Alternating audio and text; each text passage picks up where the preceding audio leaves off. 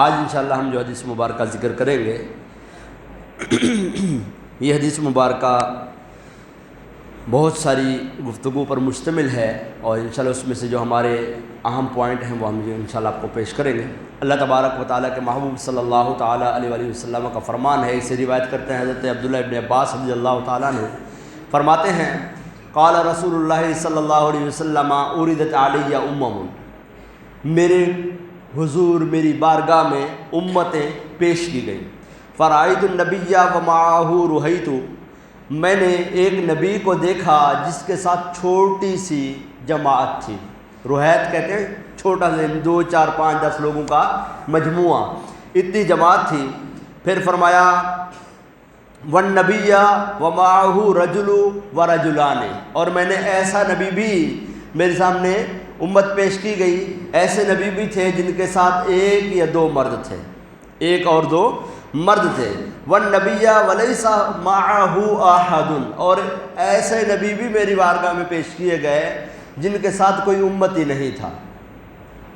فرماتے ہیں اذ رفع لی سواد عظیم فظننت انہم امتی، پھر میرے سامنے ایک بڑی جماعت کو پیش کیا گیا، میں نے یہ گمان کیا کہ یہ میری امت ہے۔ فقیل علی، تو مجھے کہا گیا ھذا موسیٰ وقومہ، یہ موسیٰ علیہ السلام اور ان کی امت ہیں۔ ولکن انظروا الی الافق، جب میں نے اوپر کی طرف دیکھا پھر کیا ہوا؟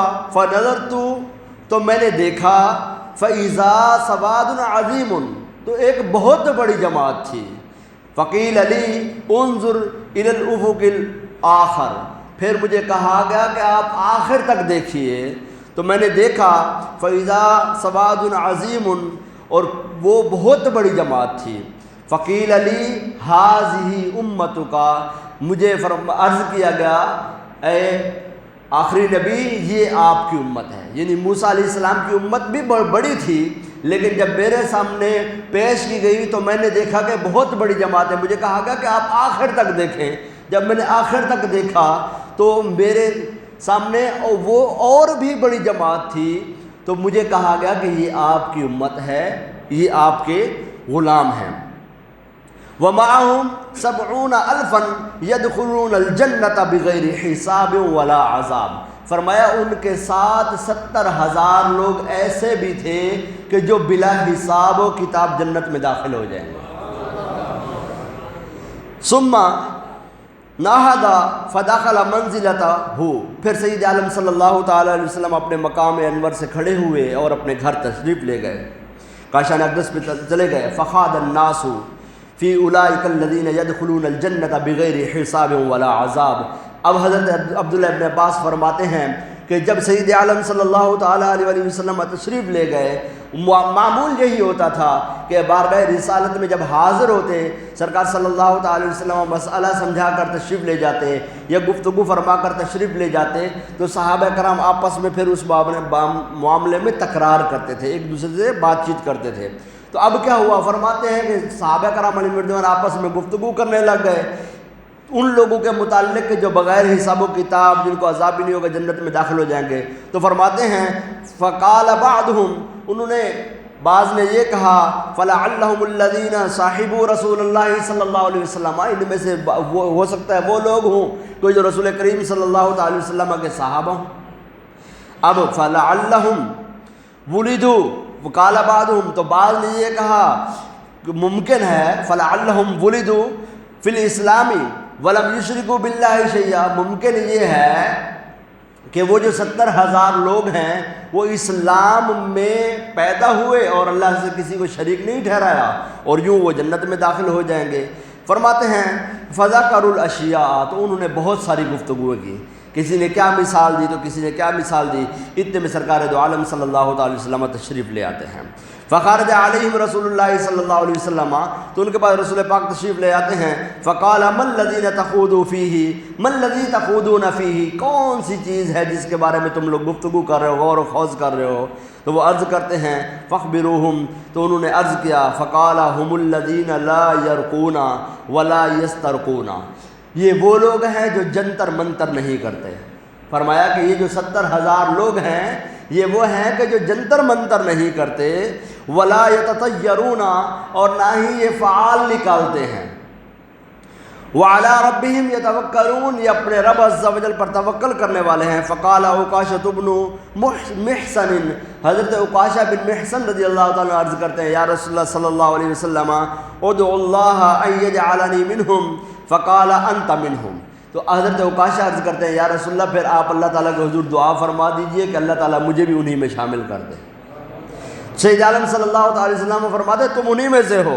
پھر وہ عرض کرتے ہیں، ثم قام رجل آخر فقال ادعو اللہ ان یجعلنی منہم۔ تو سید عالم صلی اللہ تعالیٰ علیہ وسلم کی بارگاہ میں ایک اور شخص کھڑا ہوتا ہے، عرض کرتا ہے، یا رسول اللہ آپ میرے لیے بھی دعا فرما دیجئے، اللہ تعالیٰ مجھے بھی ان لوگوں میں شامل کرتے۔ فقال، رسول پاک صلی اللہ علیہ وسلم فرماتے ہیں، سابقک بہا عکاشۃ، تجھ سے عکاشہ سبقت لے گیا ہے۔ اب اس حدیث مبارکہ کی جب ہم تفصیل کی طرف جاتے ہیں تو وہ یہ ہے کہ سید عالم صلی اللہ تعالیٰ علیہ وسلم کی بارگاہ میں جو امتیں پیش کی گئیں، اس کے متعلق فرماتے ہیں علماء کرام، اس کی 3 جہتیں ہیں۔ ایک تو یہ ہے کہ سید عالم صلی اللہ تعالیٰ علیہ وسلم کو یہ عالم ارواح میں پیش کی گئی ہوں، تمام امتیں، کیونکہ اس وقت سارے کے سارے ہم جمع ہوئے اللہ کے حضور، ہم نے اپنے رب کی وحدانیت کے اقرار کیا، اپنے انبیاء کرام علیہ السلام کا امتوں نے اقرار کیا، اور تمام امتوں پر نبی اکرم صلی اللہ تعالیٰ علیہ وسلم گواہ بنے، اور آپ کی امت گواہ بنی، اور آپ کی امت پر یعنی ہم پر سرکار صلی اللہ علیہ وسلم عالم ارواح میں بھی گواہ بنے۔ تو فرمایا کہ یا تو یہ ہے کہ سرکار صلی اللہ تعالیٰ علیہ وسلم کی بارگاہ میں جو امتیں پیش کی گئی تھی یہ عالم ارواح میں پیش کی گئی۔ دوسرا یہ ہے کہ سید عالم صلی اللہ تعالیٰ علیہ وسلم کی بارگاہ میں جو امتیں پیش کی گئیں وہ یا تو پھر خواب میں سرکار صلی اللہ تعالیٰ علیہ وسلم نے معراج بارہا فرمائی ہے تو ممکن ہے کہ اس وقت پیش کی گئی ہوں، اور ممکن یہ بھی ہے کہ سید عالم صلی اللہ تعالیٰ علیہ وسلم کی بارگاہ میں یہ اس معراج کے جب آپ نے سر کی آنکھ سے اللہ جل وعلا کا دیدار کیا اس وقت آپ کی بارگاہ میں پیش کی گئی ہوں۔ تو یہ جہت بیان کی گئی علماء کرام کی طرف سے کہ اس طرح ہو سکتا ہے۔ سید عالم صلی اللہ تعالیٰ علیہ وسلم نے یہاں پر فرمایا عکاشہ بن محصن کے بارے میں، آپ رضی اللہ تعالیٰ عنہ کو آپ صلی اللہ علیہ وسلم نے خوشخبری دے دی کہ تم انہی میں سے ہو، تم جنتی ہو، تم بغیر حساب و عذاب کے جنت میں چلے جاؤ گے۔ اور دوسرے شخص کے بارے میں فرمایا کہ تم سے عکاشہ سبقت لے گیا ہے، تو اس کے بارے میں علماء کرام فرماتے ہیں کہ وہ شخص منافق تھا، جو دوسرا تھا وہ منافق تھا، لیکن سید عالم صلی اللہ تعالیٰ علیہ وسلم نے اس کو پردے میں بھی رکھا، اس کو توبہ کے لیے بھی اشارہ فرما دیا، اور فرما دیا کہ تو توبہ کر لے، ممکن ہے کہ اللہ تعالیٰ تجھ پر رحم فرما دے، بقیہ اس وقت تیری ایسی کنڈیشن نہیں ہے کہ تجھے ہم دعا دے دیں، کیونکہ تیرے دل میں نفاق ہے، تو مانتا نہیں ہمیں۔ اب اگلی گفتگو ہے، سید عالم صلی اللہ تعالیٰ علیہ وسلم نے فرمایا کہ وہ 70,000 جو لوگ ہیں وہ جنتر منتر نہیں کرتے، یہ اہم بات ہے۔ جنتر منتر کون سا ہے؟ جنتر منتر ویسے تو دم کرنا اسلام میں بالکل جائز ہے، اور اس کی جناب و احادیث مبارکہ واضح طور پر موجود ہیں۔ امام حسن و امام حسین رضی اللہ تعالیٰ عنہ کو سید عالم صلی اللہ تعالیٰ علیہ وسلم دم کیا کرتے تھے، اور آپ صلی اللہ تعالیٰ علیہ وسلم پر جب جادو کیا ان کاہنہ عورتوں نے تو حضرت جبرائیل علیہ السلام حاضر ہوئے، سرکار صلی اللہ تعالیٰ علیہ وسلم کو وہ جادو نکال کے بھی دیا، وہ تعویذہ جو ان عورتوں نے جو چبھوئے ہوئے تھے سوئیوں کے ساتھ وہ نکال کے بھی دیا، اور پھر آپ علیہ السلام کو دم بھی کیا، اور وہ دم احادیث مبارکہ میں مروی ہے۔ اب یہاں سرکار صلی اللہ علیہ وسلم نے جس دم سے منع فرمایا یا جس جنتر منتر سے منع فرمایا وہ کون سا ہے؟ علماء کرام فرماتے ہیں وہ ہے کہ جس کے اندر شرکیہ الفاظ نہ ہوں۔ یہ جو کالے پیلے جادو کرتے ہیں نا، فلاں بنگالی تو محبوب قدموں میں، تو فلاں جناب وہ مائی تو فلاں، تو یہ جو لوگ ہیں یہ جو قرآن و حدیث کے خلاف جاتے ہیں، کالا علم ہے ہی شیطانی علم، اس کے اندر کوئی خیر نہیں ہے، یہ سارا کا سارا شر ہے۔ اور احادیث مبارکہ میں کیونکہ مختلف طرح کی گفتگو آئی، سید عالم صلی اللہ علیہ وسلم فرمایا التمائم شرک۔ اب اس بات کو لے کر نا بہت سارے لوگ اور کام کرتے ہیں۔ آپ نے اگر تعویذ گلے میں پہنا ہوا نا، کھینچ لیں گے یہ شرک ہے، تو ان لوگوں کے دماغ میں یہ حدیث کھٹک رہی ہوتی ہے کہ یہ حدیث مبارکہ ہے لہذا تعویذ شرک ہے. لیکن سید عالم صلی اللہ تعالیٰ علیہ وسلم اور آپ کے صحابہ کرام مردوان جو تعویذ لکھ کے دیتے رہے، سید عالم صلی اللہ علیہ وسلم نے جو دم فرمائے، بی بی عائشہ صدیقہ رضی اللہ تعالیٰ عنہا نے فرماتی ہیں جب سید عالم صلی اللہ تعالیٰ علیہ وسلم کا وصال ظہری ہونے لگا تو میں بارگاہ رسالت میں مجھے حکم فرمایا سرکار صلی اللہ علیہ وسلم نے، میں دم کرتی اور ہاتھ سید عالم صلی اللہ علیہ وسلم کا پھیرتی، کیونکہ ان کے ہاتھ مجھ سے زیادہ برکت والے ہیں. تو تعویذ کرنا، تعویذ کرانا، تعویذ کرنا، تعویذ کرانا ہر حال میں شرک نہیں ہے، ہر حال میں گناہ نہیں ہے. اگر ہر حال میں برا ہوتا تو صحابہ کرام مردوان ہرگز نہ کرتے. اور سید عالم صلی اللہ تعالی وسلم کو آخری جو صورت ہیں معوذتین یہ عطا نہ کی جاتی اس کانٹیکس میں کہ آپ اس کو دم کریں. امام حسین رضی اللہ تعالیٰ عنہ کو بارہا سرکار صلی اللہ علیہ وسلم نے، امام حسن رضی اللہ عنہ کو بارہا یہ دم فرمائی، اور دیگر صحابہ کرام مردوان جو حاضر ہوتے یا بچے لائے جاتے ہیں ان کے، تو ان کو بھی آپ صلی اللہ علیہ وسلم دم فرمایا کرتے تھے. تو وہ تعویذ وہ گنڈا شرک ہے جس کے اندر شرکیہ کفریہ الفاظ ہوں، اور وہ حرام ہے جو قرآن و حدیث کے خلاف جاتا ہو. ایک صحابی رضی اللہ تعالیٰ عنہ فرماتے ہیں، اب یہ کہ تعویذ کرنے کے حوالے سے ان لوگوں کو بہت زیادہ مسائل ہوتے ہیں، تو ایک صحابی رضی اللہ تعالیٰ عنہ فرماتے ہیں کہ ایک مرتبہ ہم لوگ ایک جگہ سے گزرے تو وہاں پر ان بستی والوں نے ہماری کوئی خیر خبر نہ لی، ہماری کوئی ضیافت نہ لی، تو ان کے سردار کو بچھو کاٹ گیا. اب بچھو کاٹ گیا تو انہوں نے کہا تم لوگوں کے پاس اس کا کوئی توڑ یا اس کا کوئی منتر ونتر ہے؟ تو انہوں نے فرمایا کہ دیکھو تم لوگوں نے نہ ہماری ضیافت کی نہ ہماری بات سنی، تو ہم اس وقت تک نہیں کریں گے تمہارا علاج جب تک تم ہمارے ساتھ کچھ عوض مقرر نہ کر دو. انہوں نے کہا ٹھیک ہے آپ لوگ دم کر دو، یا آپ لوگوں نے جو منتر کرنا ہے کر دو، اور جو دوائی وغیرہ دینی ہے دے دو، لیکن یہ ہے کہ ہم آپ کو کچھ بکریاں دے دیں گے. اب یہ بات طے ہو گئی.